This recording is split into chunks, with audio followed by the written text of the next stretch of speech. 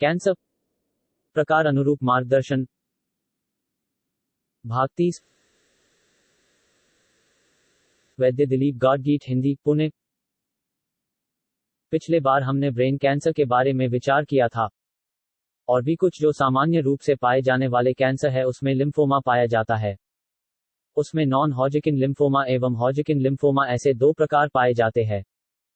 तो यह मूलतः जो लसिका ग्रंथि हमारे शरीर में होती है, जो प्रतिरोध यंत्रणा होती है, तथा एक लिम्फेटिक ड्रेनेज नाम से एक अंग होता है, लिम्फ नोड्स नाम से एक अंग होता है, और यह आपके मुख्य रक्त संचारण के साथ जुड़ा हुआ होता है।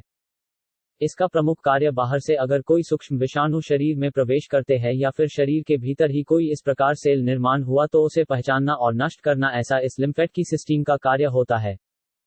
जब इस प्रकार का कैंसर उस लिम्फेट सिस्टम में निर्माण होता है तब उसे लिम्फोमा प्रकार माना जाता है। और नॉन हॉजकिन लिम्फोमा एवं हॉजकिन लिम्फोमा ऐसे दो प्रकार इसमें प्रचलित पाए जाते हैं।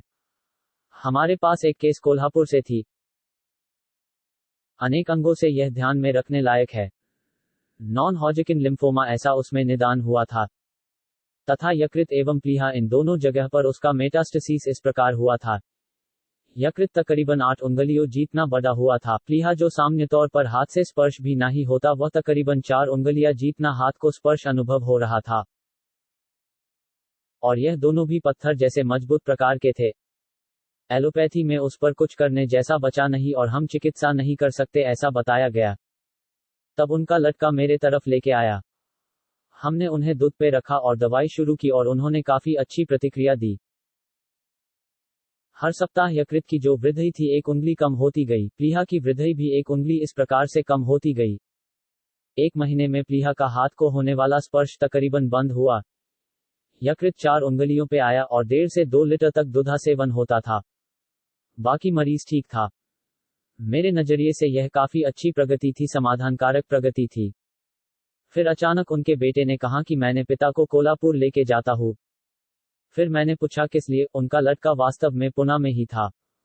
बोला एक भाई कोल्हापुर में रहता है और पिताजी को उसके पास रहना है। मैंने कहा यह आपका निर्णय है। उन्होंने कहा रहना चाहिए, किंतु वे यहाँ रहे तो मैं नियमित रूप से उन्हें जांच पाऊंगा और दवाइयों में कुछ बदलाव करना रहा तो वैसे कर पाएंगे। इस वजह से मेरे नजरिए से आपका पुणे में रहना बेहतर है। उस पर उसने एक सांस लेके छोड़ी और बोला कि मुझे पता है एलोपैथी में इस पर उपचार नहीं है और आपकी दवाइयों से उन्हें आराम भी है, किंतु मेरे घर के सभी सदस्यों का मानना है पैसे बचाने के लिए आयुर्वेद का उपचार के देकर मैं मरीज को मार रहा हूँ। उनके यह शब्द मेरे कान में गर्म लोहे का रस डालने वाली पीड़ा देकर गए। मैंने कहा आयुर्वेद यह जीने का शास्त्र है, मारने का तो बिल्कुल नहीं है, और जो वास्तव है उसे समझना चाहिए। वास्तव में उनमें सुधार आ रहा है और ऐसे इसमें उन्हें वहां लेके जाना जहां कुछ होने वाला नहीं, जिसमें कोई उपचार नहीं है, यह बताया भी गया है। ऐसे एलोपैथी की ओर लेके जाने में कोई अर्थ नहीं, किंतु कोई उपयोग हुआ नहीं। वे उन्हें लेकर कोल्हापुर चले गए।